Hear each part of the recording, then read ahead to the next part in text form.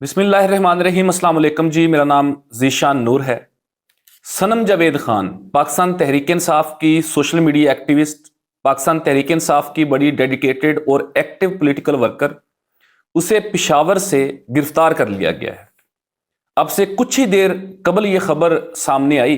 फिर इसके मुतालिक कुछ फैक्ट्स इकट्ठे करने की कोशिश की कि कौन उनके साथ था, किसने सहूलतकारी की, कैसे उनकी गिरफ्तारी हुई।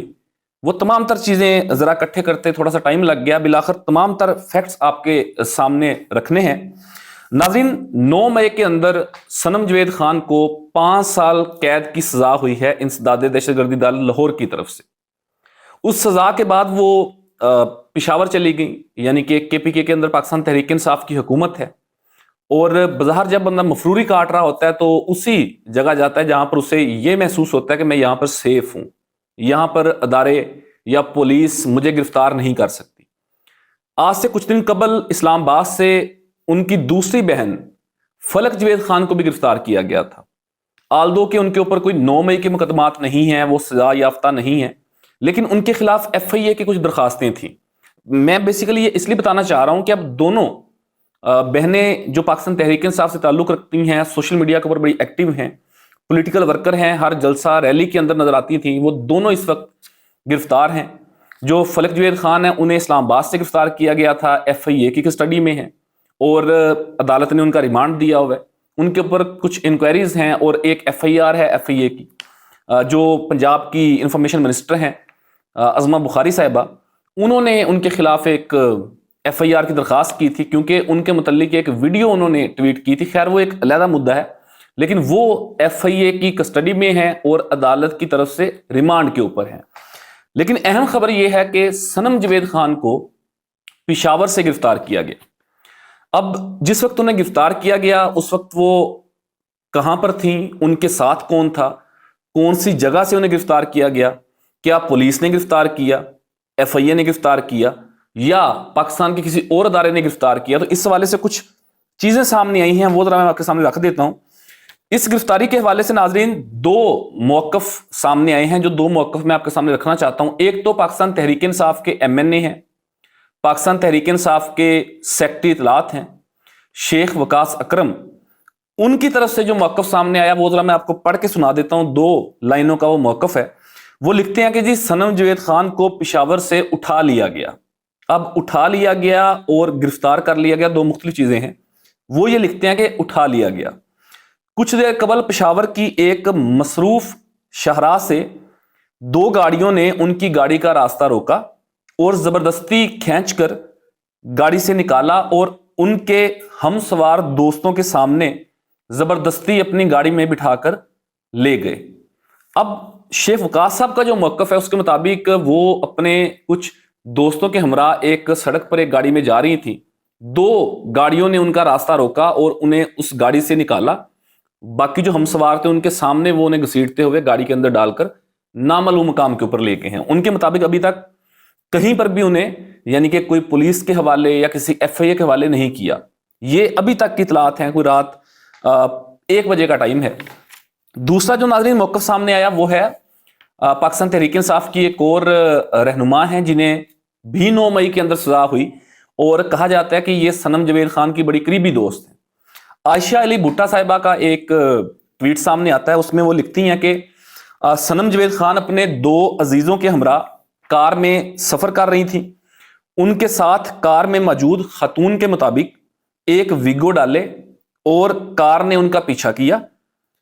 कुछ ही देर के बाद एक सड़क पर गाड़ी रोककर विगो डाले से चंद अफराद बाहर निकले और सनम को कार से घसीटते हुए अगवा करके ले गए। तो दोनों जो मौकफ हैं, शेख वकास अकरम का हो या आयशा अली भुट्टा का हो, वो तकरीबन मिलते जुलते मौकफ है कि पेशावर की एक मशहूर शाहराह से उन्हें 2 गाड़ियों ने रोका और गाड़ी से निकाल कर ले गए। लेकिन नाज़रीन ये तो उनकी गिरफ्तारी हो गई है। अब चूंकि वो 9 मई से सजा याफ्ता हैं, 5 साल की उन्हें कैद की सजा हुई है 9 मई केस के अंदर, तो अब तो जमानत का भी कोई मामला नहीं है। यानी कि एक बड़ी खबर है, ये बड़ी गिरफ्तारी है। 9 मई के केसेस के अंदर पाकिस्तान तहरीक इंसाफ की बहुत सारी क़यादत को सजाएं हुई हैं और वो मेजोरिटी जो क़यादत है वो کہا جاتا ہے مبینہ طور کے اوپر کہ وہ خیبر پختونخوا کے مختلف اضلاع کے اندر ہیں، کیونکہ وہاں پر کے پی کے اندر پی ٹی آئی کی گورنمنٹ ہے، وہاں پر پولیس ایف آئی اے ادارے اس طریقے سے انہیں ریسٹ نہیں کر سکتے جیسے پاکستان کے باقی حصوں کے اندر کر سکتے ہیں۔ مطلوب تو وہ ہیں، عدالت نے جب سزا سنا دی ہے تو وہ مطلوب ہیں عدالت کو، اگر وہ پیش نہیں ہوں گے تو وہ ایبسکانڈر ہو جائیں گے، وہ اختیاری ہو جائیں گے۔ لیکن چونکہ اپنی نیکسٹ کوئی لیگل اسٹریٹجی کے حوالے سے اگر وہ وہاں پر وقت گزار رہے ہیں تو ان کے لیے سب سے جو سیف جگہ ہے وہ کے پی کے ہے۔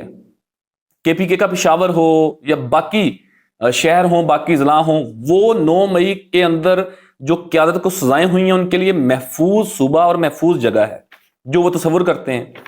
لیکن اب پہلی بڑی گرفتاری پشاور کے اندر سے ہو گئی ہے، اور بہت بڑا سوالیہ نشان اس وقت سوشل میڈیا کے اوپر پاکستان تحریک انصاف کے ورکرز، ایکٹیوسٹ علی مین خان گنڈا پور کے اوپر اٹھا رہے ہیں کہ وہ وہاں کے چیف منسٹر ہیں اور ان کی گورنمنٹ ہوتے ہوئے ان کے علم میں لائے بغیر یہ گرفتاری کی گئی ہے، آلدو کہ وہ چیک کر رہے ہوں گے کہ کون سا ادارہ انہیں گرفتار کر کے لے کے گیا، اور یہاں پر ان کا کوئی ایکسکیوز بھی نہیں چل سکے گا کیونکہ وہ سزا یافتہ تھی، وہ مطلوب تھی۔ لیکن سوال پھر وہی کھڑا ہوتا ہے کہ جہاں پر وہ اپنے آپ کو محفوظ تصور کر رہی تھیں وہاں سے انہیں گرفتار کر لیا گیا۔ حالانکہ ایک اور بھی ان کے حوالے سے یہ کہا جاتا ہے کہ وہ علی مین خان گنڈا پور کے کیمپ سے تھی، یعنی کہ جب بھی سوشل میڈیا کے اوپر علی مین خان کے اوپر جب بھی تنقید ہوئی ہے تو صنم جاوید خان نے ان کا دفاع کیا ہے، انہوں نے ان کے حق کے اندر ٹویٹس کیے ہیں، ان کے حق کے اندر سپیس کی ہے، ان کے حق کے اندر ویلاگز کیے ہیں، ویڈیو پیغام یا کسی بھی طرح سے آپ کہہ لیں کہ ان کو سپورٹ کیا ہے۔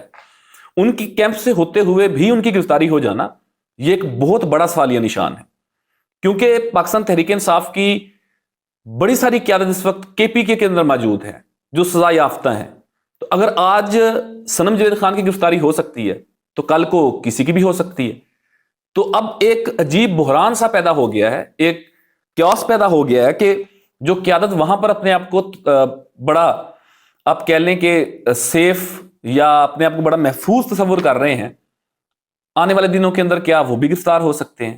یہ پہلی وہ گرفتاری تھی جو 9 مئی کے بعد ہوئی، جو کے پی کے اندر سے ہوئی۔ پنجاب سے 1-2 گرفتاریاں ہوئی ہیں 9 مئی کے بعد، لیکن کے پی کے سے یا پشاور سے باضابطہ طور پر 9 مئی کے اندر سزا یافتہ کسی بھی شخص کی یہ پہلی گرفتاری ہے۔ اور اس کے بعد اب اور بڑے بڑے نام ہیں، عمر ایوب ہیں، شبلی فراز ہیں، متعدد پاکستان تحریک انصاف کی قیادت کو جو سزائیں ہوئی ہیں وہ مبینہ طور کے اوپر اطلاعات ہیں کہ وہ کے پی کے اندر ہیں، وہاں پر اپنے آپ کو محفوظ تصور کر رہے ہیں۔ لیکن اس گرفتاری کے بعد کیا مزید گرفتاریاں بھی ہو سکتی ہیں؟ یہ ایک بڑا سوالیہ نشان ہے۔ اب آگے آنے والے وقت کے اندر یعنی کہ آج کے دن میں یا کل کے دن میں یہ پتہ چلے گا کہ کیا انہیں جیل حکام کے حوالے کیا گیا، کیا انہیں اے ٹی سی کورٹ سے جو سزا ہوئی تھی اس کے مطابق انہیں جیل بھیج دیا گیا، یا وہ کسی اور مقدمے میں ان کا ٹرائل ہوتا ہے، یا کیا صورتحال بنتی ہے۔ اس والے سے چونکہ ابھی تک تو کوئی اپڈیٹ سامنے نہیں آئی، جو ہی اس والے سے کوئی اپڈیٹ سامنے آئے گی آپ کو ضرور اس والے سے اپڈیٹ کریں گے۔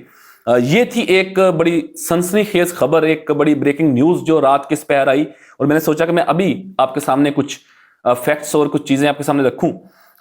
یہ بھی آنے والے وقت کے اندر طے ہو جائے گا کہ کون اس کے اندر سہولت کار تھا، کیا کسی نے مخبری کی ہے، کیونکہ اس حوالے سے ابھی تک کوئی بھی کلیریفیکیشن یا کوئی بھی اس حوالے سے موقف سامنے نہیں آیا۔ تو اس خبر کے اندر جو بھی اپڈیٹ، جو بھی ڈیولپمنٹ سامنے آئے گی وہ آپ کے سامنے ضرور رکھیں گے۔ اپنے قیمتی فیڈ بیک سے ضرور آگاہ کیجیے گا۔ اپنے میزبان ذیشان نور کو اجازت دیجیے۔ پاکستان زندہ باد۔